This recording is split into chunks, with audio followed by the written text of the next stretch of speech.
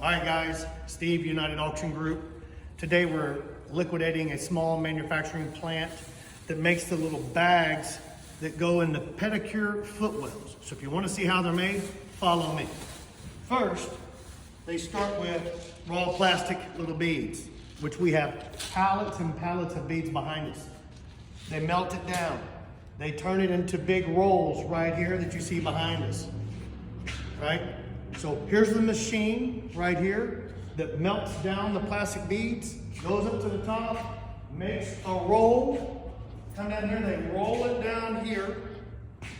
They transfer the rolls to this machine, and it goes through, puts the little rubber bands on the sides, and then cuts them to size right here.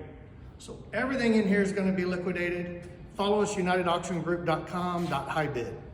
Thank you all very much.